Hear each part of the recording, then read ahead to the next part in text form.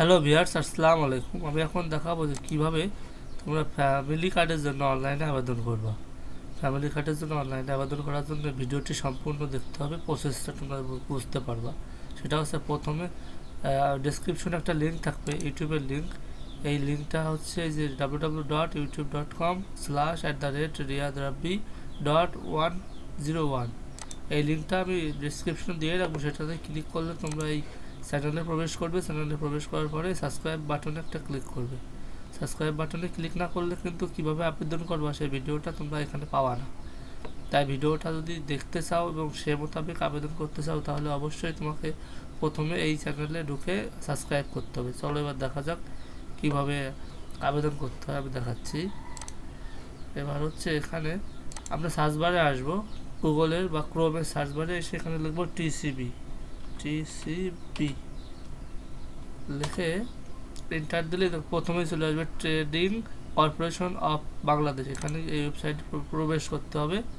প্রবেশ করার পর একটু নিচে আসি, নিচে স্ক্রল করতে করতে আসার পর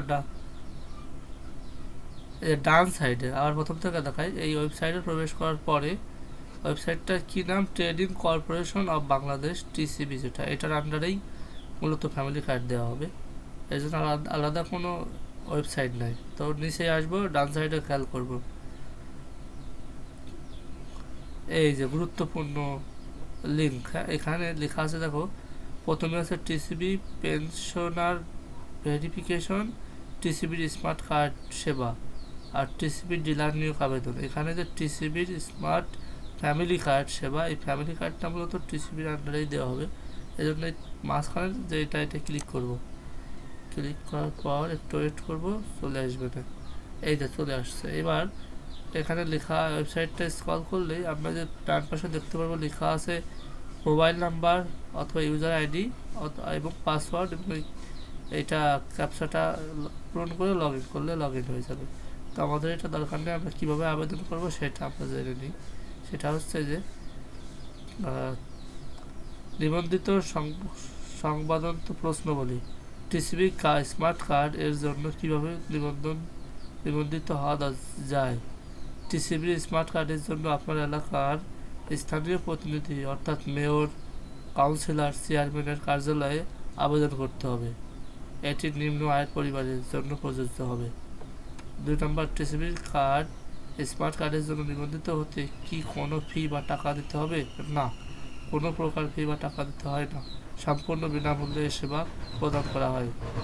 3 নম্বর, টিসিবি কার্ড স্মার্ট কার্ডের জন্য নিবন্ধিত হতে সবচাইতে গুরুত্বপূর্ণ তথ্য দুটি কি?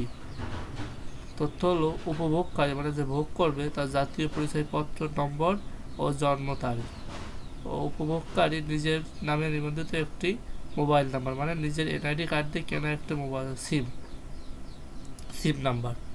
তারপর এক পরিবারে কতজন টিসিবি স্মার্ট কার্ডের জন্য নিবন্ধিত হতে পারবে?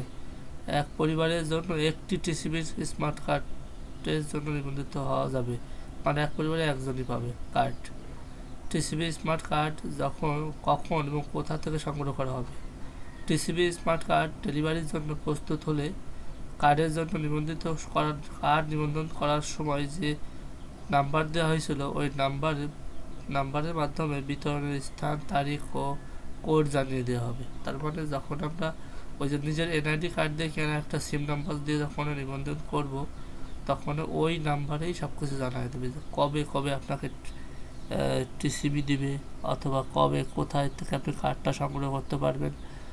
আর মূলত আপনাদের হাতে যে টিসিবি কার্ডটা আছে দেখবেন ওর উপরে লেখা আছে স্মার্ট ফ্যামিলি কার্ড, ওটাই মূলত অনলাইনে আনবে। আপাতত এটা অফলাইনে আবেদন করতে হবে, তারপরে অনলাইনে ওটা চলে আসবে। আর অনলাইনে যখন আসবে, অনলাইন থেকে সরাসরি আবেদন করা যাবে, তখন আমি আপনাদেরকে জানিয়ে দেবো একটা ভিডিওর মাধ্যমে।